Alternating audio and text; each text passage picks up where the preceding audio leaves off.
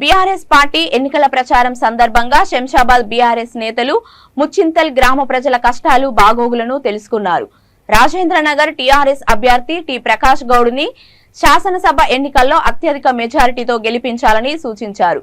గ్రామ కమిటీ అధ్యక్షుడు కత్తుల జనార్దన్ తమ గ్రామం నుంచి ప్రకాష్ గౌడ్కి అత్యధిక ఓట్లు రానున్నట్లు తెలిపారు.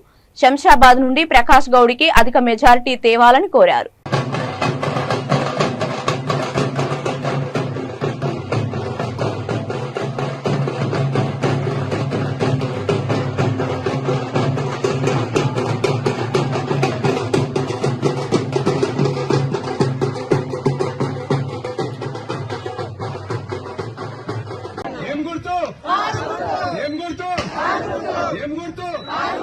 ప్రకాష్ అన్న వర్ధిల్లాలే, ప్రకాష్ అన్న, ప్రకాష్ అన్న.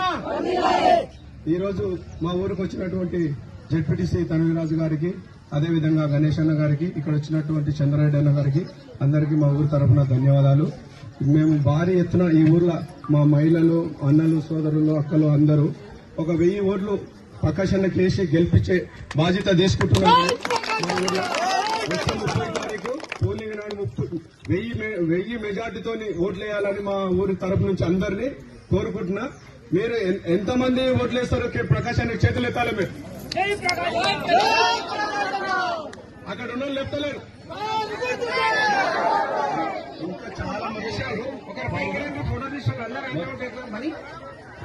చాలా మంది ఉన్నారు. ఇంకా మా ఊర్లో 1000 ఓట్ల వరకు పోలింగ్, 2000 వరకు పోలింగ్ అవుతుంది.